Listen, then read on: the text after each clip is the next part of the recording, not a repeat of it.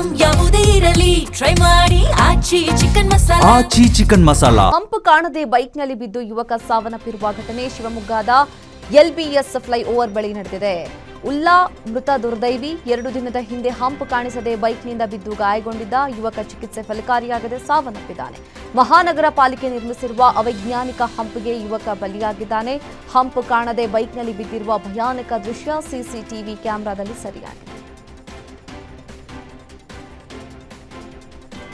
ಹಿಂಬದಿಯಿಂದ ವೇಗವಾಗಿ ಬಂದ ಕಾರು ಟ್ರ್ಯಾಕ್ಟರ್ಗೆ ಡಿಕ್ಕಿಯಾಗಿ ಚಾಲಕ ಸ್ಥಳದಲ್ಲೇ ಸಾವನ್ನಪ್ಪಿರುವ ಘಟನೆ ಕುಣಿಗಲ್ನ ಹೆರೂರು ಬ್ರಿಡ್ಜ್ ಬಳಿ ನಡೆದಿದೆ. ಕೆಂಪೇಗೌಡ ಮೃತ ದುರ್ದೈವಿ. ಕಾರು ಟ್ರ್ಯಾಕ್ಟರ್ಗೆ ಡಿಕ್ಕಿ ಹೊಡೆದ ರಭಸಕ್ಕೆ ಟ್ರ್ಯಾಕ್ಟರ್ ಪಲ್ಟಿಯಾಗಿದ್ದು ಸ್ಥಳಕ್ಕೆ ಕುಣಿಗಲ್ ಪೊಲೀಸರು ಭೇಟಿ ನೀಡಿ ಪರಿಶೀಲಿಸಿದ್ದಾರೆ. ಇನ್ನು ಘಟನೆ ಕುಣಿಗಲ್ ಪೊಲೀಸ್ ಠಾಣೆ ವ್ಯಾಪ್ತಿಯಲ್ಲಿ ನಡೆದಿದೆ. ಜಾತ್ರೆಯಲ್ಲಿ ಜಗಳ ಬಿಡಿಸಿದ ಹೋಮ್ ಗಾರ್ಡ್ ಮೇಲೆ ಯುವಕರ ಗುಂಪು ಹಲ್ಲೆ ನಡೆಸಿದೆ. ಮೈಸೂರಿನ ನಂಜನಗೂಡು ತಾಲೂಕಿನ ಯಚಗುಂಡ್ಲ ಗ್ರಾಮದಲ್ಲಿ ಜಾತ್ರೆಯ ಸಂದರ್ಭದಲ್ಲಿ ಘಟನೆ ನಡೆದಿದೆ. ಜಾತ್ರೆಯಲ್ಲಿ ಹೋಮ್ ಗಾರ್ಡ್ ಕುಡಿದು ಗಲಾಟೆ ನಡೆಸ್ತಾ ಇದ್ದ ಯುವಕರನ್ನ ಜಗಳ ಬಿಡಿಸಿ ಮನೆಗೆ ಕಳುಹಿಸಿದ್ರು. ಮರುದಿನ ಮಹದೇವಸ್ವಾಮಿ, ರಮೇಶ್ ಮತ್ತು ಯುವಕರ ತಂಡ ರಂಗಸ್ವಾಮಿ ಮೇಲೆ ಹಲ್ಲೆ ನಡೆಸಿದಂತೆ ಆರೋಪಿಸಲಾಗಿದೆ. ಅಲ್ಲದೆ ಬೈಕ್ ಕಿತ್ಕೊಂಡು ಬೆಂಕಿ ಹಾಕಲು ಯತ್ನಿಸಲು ಪ್ರಯತ್ನಿಸಿದ್ರು. ರಂಗಸ್ವಾಮಿ ಯುವಕರಿಂದ ತಪ್ಪಿಸಿಕೊಂಡು ಓಡಿ ಪರಾರಿಯಾಗಿದ್ದಾರೆ. ಘಟನೆ ನಡೆದಿದ್ದು 4 ದಿನಗಳಾದರೂ ಎಫ್ಐಆರ್ ದಾಖಲಾಗಿದ್ದು ಪೊಲೀಸರು ತನಿಖೆ ಮುಂದುವರಿಸ್ತಾ ಇದ್ದಾರೆ.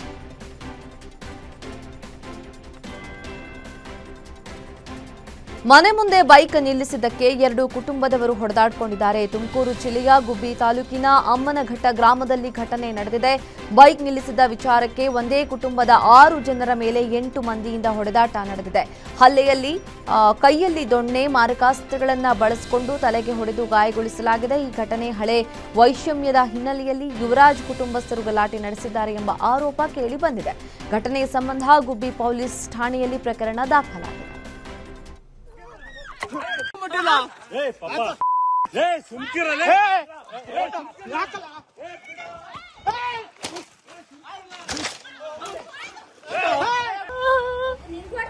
ಅಮ್ಮ ನನ್ಗೂ ಹೊಡೆದ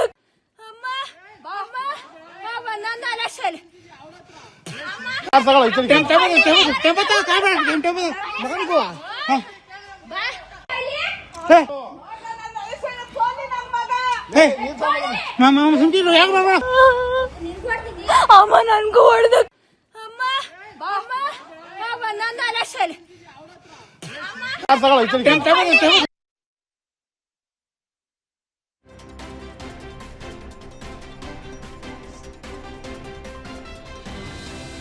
ದಾವಣಗೆರೆ ಜಿಲ್ಲಾ ಕೋರ್ಟ್ಗೂ ಕಿಡಿಗೇಡಿಗಳಿಂದ ಬಾಂಬ್ ಬೆದರಿಕೆ ಕರೆ ಬಂದಿದ್ದು, ಬಾಂಬ್ ಬೆದರಿಕೆಯಿಂದ ಕೆಲಕಾಲ ಆತಂಕ ಸೃಷ್ಟಿಸಿತು. ಪಿಬಿ ರಸ್ತೆ ಬಳಿ ಇರುವ ಜಿಲ್ಲಾ ನ್ಯಾಯಾಲಯಕ್ಕೆ ತಮಿಳುನಾಡಿನಿಂದ ಅನಾಮಧೇಯ ವ್ಯಕ್ತಿ ಮೇಲ್ ಕಳುಹಿಸಲಾಗಿದೆ ಅಂತ ಮಾಹಿತಿ ಗೊತ್ತಾಗಿದೆ. ಬಾಂಬ್ ಬೆದರಿಕೆ ಹಿನ್ನೆಲೆಯಲ್ಲಿ ಕೋರ್ಟ್ ಕಲಾಪ ಸ್ಥಗಿತಗೊಳಿಸಲಾಗಿದ್ದು, ಸ್ಥಳಕ್ಕೆ ಬಾಂಬ್ ನಿಷ್ಕ್ರಿಯ ದಳ ಮತ್ತು ಶ್ವಾನ ದಳ ಭೇಟಿ ನೀಡಿ ಪರಿಶೀಲಿಸಲಾಗಿದೆ. ಇತ್ತ ಧಾರವಾಡ ಹೈಕೋರ್ಟ್ಗೂ ಇಮೇಲ್ ಮೂಲಕ ಬಾಂಬ್ ಬೆದರಿಕೆ ಕರೆ ಬಂದಿದ್ದು, ಕೋರ್ಟ್ನಿಂದ ಎಲ್ಲಾ ವಕೀಲರು ಹೊರ ಓಡಿ ಬಂದಿದ್ದಾರೆ. ಇದೇ ರೀತಿಯ ಬೆದರಿಕೆಯ ಸಂದೇಶ 1 ತಿಂಗಳ ಹಿಂದೆ ಕೂಡ ಹೈಕೋರ್ಟ್ಗೆ ಬಂದಿತ್ತು. ಸ್ಥಳಕ್ಕೆ ಗರಗ್ ಠಾಣೆ ಪೊಲೀಸರು ಪರಿಶೀಲನೆ ನಡೆಸಿದ್ರು. ಬಾಂಬ್ ನಿಷ್ಕ್ರಿಯ ದಳ ಮತ್ತು ಶ್ವಾನ ದಳ ಸಹ ಸಹಾಯ ಪಡೆದು ಸ್ಥಳವನ್ನು ಸಂಪೂರ್ಣವಾಗಿ ಪರಿಶೀಲಿಸಿದ್ರು.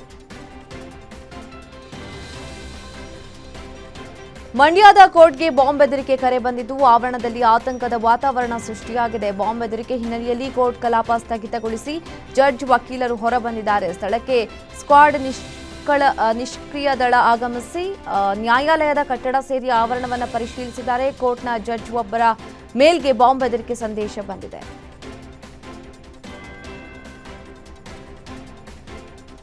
ತುಮಕೂರಿನ ಸಿದ್ಧಗಂಗಾ ಮಠದಲ್ಲಿ ಶ್ರೀ ಸಿದ್ಧಲಿಂಗೇಶ್ವರ ಸ್ವಾಮಿ ಜಾತ್ರಾ ಮಹೋತ್ಸವ ಸಾವಿರಾರು ಭಕ್ತರ ಸಮ್ಮುಖದಲ್ಲಿ ಸಂಭ್ರಮಾಚರಣೆಯೊಂದಿಗೆ ನಡೆಯಿತು. ಮಠದ ಆವರಣದಲ್ಲಿ ಶ್ರೀ ಸಿದ್ಧಲಿಂಗ ಸ್ವಾಮೀಜಿ ರಥೋತ್ಸವಕ್ಕೂ ಮುನ್ನ ಪೂಜಾ ವಿಧಿವಿಧಾನಗಳಿಗೆ ಚಾಲನೆ ನೀಡಿದರು. ರಥೋತ್ಸವದ ಮುಂಭಾಗದಲ್ಲಿ ಮಠದ ವಿದ್ಯಾರ್ಥಿಗಳು ವಿವಿಧ ಕಲಾ ಪ್ರಕಾರಗಳನ್ನು ಪ್ರದರ್ಶಿಸಿದರು.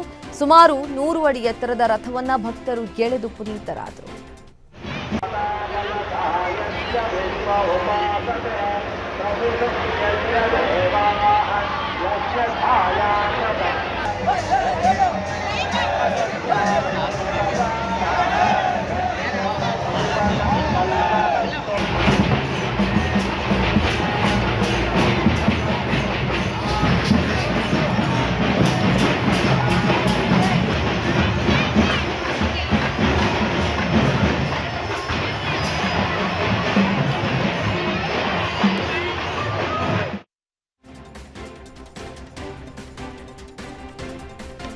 ವಿಜಯನಗರದ ಜನನಿ ಬೀಡ ಪ್ರದೇಶದಲ್ಲಿ ಚಿರತೆ ಪ್ರತ್ಯಕ್ಷವಾಗಿದೆ. ಐತಿಹಾಸಿಕ ಹಂಪಿಯ ಜನತಾ ಫ್ಲಾಟ್ ಪ್ರದೇಶದಲ್ಲಿ ವಿರೂಪಾಕ್ಷ ದೇಗುಲದ ಕೂಗಳತೆ ದೂರದಲ್ಲೇ ಚಿರತೆ ಕಂಡುಬಂದಿದೆ. ಚಿರತೆ ಓಡಾಟದ ದೃಶ್ಯವನ್ನು ನೋಡಿದ ನೆರೆಹೊರೆಯ ಮನೆ ಮಾಲೀಕರು ಮತ್ತು ಜನರು ಭಯಭೀತರಾಗಿದ್ದಾರೆ.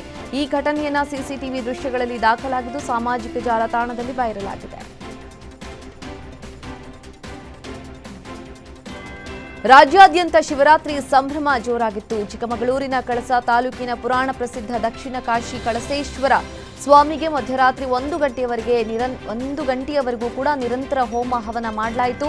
ಬೆಳಗ್ಗೆಯಿಂದ ನಿರಂತರ ಶತರು ರುದ್ರಾಭಿಷೇಕ, ಏಕವಾರ ರುದ್ರಾಭಿಷೇಕ, ಏಕದಶಾವಾರ ರುದ್ರಾಭಿಷೇಕ ಹಾಗೂ ಪಂಚಾಮೃತ ಅಭಿಷೇಕ ಮಾಡಲಾಯಿತು. ಮಧ್ಯರಾತ್ರಿ 1 ಗಂಟೆ ನಂತರ ಮಹಾರಂಗ ಪೂಜೆ, ಅಷ್ಟವಧಾನ ಸೇವೆ ಹಾಗೂ ಮಹಾಮಂಗಳಾರತಿ ನಡೆಯಿತು. ಇದಾದ ಮೇಲೆ ಪೇಟೆ ಉತ್ಸವಗಳು ನಡೆದವು.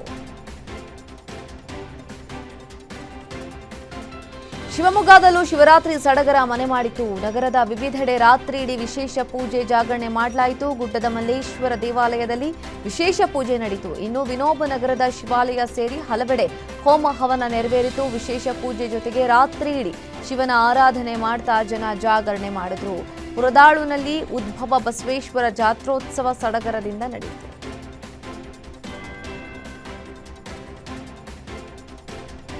ನಗರದ ರಾಜಾಜಿನಗರದಲ್ಲಿರುವ ಶ್ರೀ ಕೈಲಾಸ ವೈಕುಂಠ ಮಹಾಕ್ಷೇತ್ರದಲ್ಲಿ ಶಿವರಾತ್ರಿಯ ಮಾರನೇ ದಿನದಂದು ಗಿರಿಜಾ ಕಲ್ಯಾಣೋತ್ಸವ ಅದ್ಧೂರಿಯಾಗಿ ನಡೆಯಿತು. ಈ ಕಲ್ಯಾಣೋತ್ಸವದಲ್ಲಿ ಶಿವ ಮತ್ತು ಪಾರ್ವತಿಯ ವಿವಾಹವನ್ನ ಆಚರಿಸುವ ಉತ್ಸವದೊಂದಿಗೆ ಭಕ್ತರು ಭಾಗವಹಿಸಿದರು.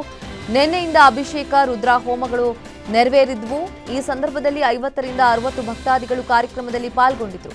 ಇಂದು ಗಿರಿಜಾ ಕಲ್ಯಾಣೋತ್ಸವಕ್ಕೆ ಸಾವಿರಾರು ಭಕ್ತರು ಹಾಜರಾಗಿದ್ದು ರಾಜಾಜಿನಗರದ ಬೀದಿಗಳಲ್ಲಿ ಸ್ವಾಮಿ ಉತ್ಸವ ಮೂರ್ತಿ ಜೊತೆ ಉತ್ಸವ ನಡೆಯಿತು.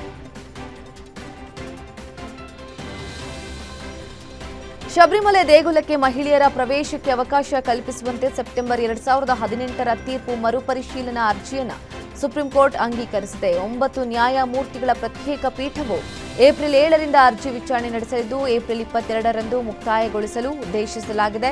ಸುಪ್ರೀಂ ಕೋರ್ಟ್ ಸಿಜೆಐ ಸೂರ್ಯಕಾಂತ್, ನ್ಯಾಯಮೂರ್ತಿಗಳಾದ ಜಾಯಿಲ್ಮಲ್ಯ ಬಾಗ್ಚಿ ಮತ್ತು ವಿಪುಲ್ ಎಂ ಪಾಂಚೋಲಿ ಅವರಿದ್ದ ನ್ಯಾಯಪೀಠವು ಈ ತೀರ್ಮಾನ ಪ್ರಕಟಿಸಿದೆ. 9 ನ್ಯಾಯಾಧೀಶರ ಪೀಠ ಸಂಯೋಜನೆಯನ್ನ ಸಿಜೆಐ ಆಡಳಿತಾತ್ಮಕ ಆದೇಶದ ಮೂಲಕ ಪ್ರತ್ಯೇಕವಾಗಿ ಘೋಷಿಸಲಾಗಿದೆ. 2026ರ ವರ್ಷದ ಮೊದಲ ಸೂರ್ಯಗ್ರಹಣ ನಾಳೆ ಗೋಚಾರವಾಗಲಿದೆ. ಇದನ್ನ ರಿಂಗ್ ಆಫ್ ಫೈರ್ ಅಂತ ಕರೆಯಲಾಗುತ್ತೆ. ಭಾರತದಲ್ಲಿ ಕಂಕಣ ಸೂರ್ಯಗ್ರಹಣ ಎಂಬ ಹೆಸರಿನಿಂದ ಕರೆಯಲಾಗುತ್ತೆ. ಗ್ರಹಣವು ಮಂಗಳವಾರ ಮಧ್ಯಾಹ್ನ 3:26ಕ್ಕೆ ಪ್ರಾರಂಭವಾಗಿ ಸಾಯಂಕಾಲ 4:57ಕ್ಕೆ ಮುಗಿಯಲಿದೆ. ಕಂಕಣ ಸೂರ್ಯಗ್ರಹಣ ಸಂಭವಿಸಲಿದ್ದು 2 ನಿಮಿಷ 20 ಸೆಕೆಂಡ್ ಇರಲಿದೆ. ಈ ಗ್ರಹಣ ಭಾರತದಲ್ಲಿ ಗೋಚರ ಆಗುವುದಿಲ್ಲ. ಅಂಟಾರ್ಟಿಕಾ, ದಕ್ಷಿಣ ಆಫ್ರಿಕಾದ ಪ್ರದೇಶದಲ್ಲಿ, ದಕ್ಷಿಣ ಆಫ್ರಿಕಾ, ಟಾಂಜಾನಿಯಾ, ಜಾಂಬಿಯಾ ದೇಶಗಳಲ್ಲಿ ಗೋಚಾರವಾಗಲಿದೆ. ಆಕಾಶ ವೀಕ್ಷಕರು ವಿಶೇಷ ವೀಕ್ಷಣಾ ಸಾಧನಗಳನ್ನು ಬಳಸಿಕೊಂಡು ಗ್ರಹಣ ವೀಕ್ಷಿಸಲಿದ್ದಾರೆ. ಕಚ್ಚಾ ಬಾಂಬ್ ತಯಾರಿಕೆ ವೇಳೆ ಆಕಸ್ಮಿಕ ಸ್ಫೋಟಗೊಂಡ ಪರಿಣಾಮ 4 ಮಂದಿ ಗಾಯಗೊಂಡಿದ್ದಾರೆ. ಒಡಿಶಾದ ರಾಜಧಾನಿ ಭುವನೇಶ್ವರದಲ್ಲಿ ನಡೆದಿದೆ. ಸುಂದರಪಾದ ಪ್ರದೇಶದ ಆಜಾದ್ ನಗರದ ಮನೆಯೊಂದರ ತಾರಸಿಯಲ್ಲಿ ಬಾಂಬ್ ತಯಾರಿಕೆ ವೇಳೆ ಆಕಸ್ಮಿಕವಾಗಿ ಭಾರೀ ಬಾಂಬ್ ಸ್ಫೋಟವಾಗಿದೆ. ಕಚ್ಚಾ ಬಾಂಬ್ಗಳನ್ನು ಜೋಡಿಸ್ತಾ ಇದ್ದ ಮನೆಯೊಳಗೆ ಸ್ಫೋಟ ಸಂಭವಿಸಿದೆ. ಈ ಸಂದರ್ಭದಲ್ಲಿ ತಾರಸಿಯಲ್ಲಿದ್ದ ರೌಡಿ ಶೀಟರ್ ಶಹನವಾಜ್ ಮಲಿಕ್ ಸೇರಿದಂತೆ ಆತನ 4 ಕುಟುಂಬಸ್ಥರು ಗಾಯಗೊಂಡಿದ್ದಾರೆ. ಸ್ಫೋಟದ ಸಿಸಿಟಿವಿ ದೃಶ್ಯ ಈಗ ಸಾಮಾಜಿಕ ಜಾಲತಾಣಗಳಲ್ಲಿ ವ್ಯಾಪಕ ವೈರಲ್ ಆಗ್ತಾ ಇದೆ.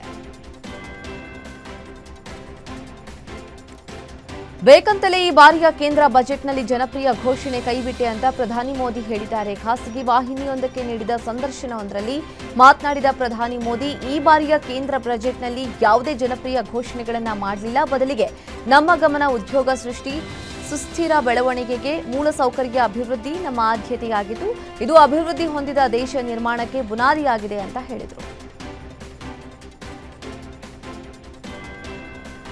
ತಂತ್ರಜ್ಞಾನ ಜಗತ್ತಿನಲ್ಲಿ ಎಐ ದಿನಕ್ಕೊಂದು ತಲ್ಲಣ ಸೃಷ್ಟಿಸ್ತಾ ಇದೆ. ಈ ನಡುವೆಯೇ ಭಾರತ ಇದೇ ಮೊದಲ ಬಾರಿಗೆ ಜಾಗತಿಕ ಎಐ ಶೃಂಗಸಭೆ ಆಯೋಜಿಸಿದೆ.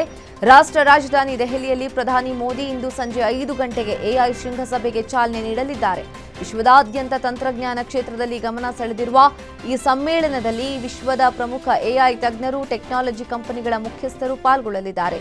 ದೆಹಲಿಯ ಭಾರತ್ ಮಂಟಪ್ನಲ್ಲಿ ಈ 5 ದಿನಗಳ ಕಾಲ ಎಐ ಇಂಪ್ಯಾಕ್ಟ್ ಶೃಂಗ ಮತ್ತು ಎಐ ಇಂಪ್ಯಾಕ್ಟ್ ಎಕ್ಸ್ಪೋ ಆಯೋಜಿಸಲಾಗಿದೆ.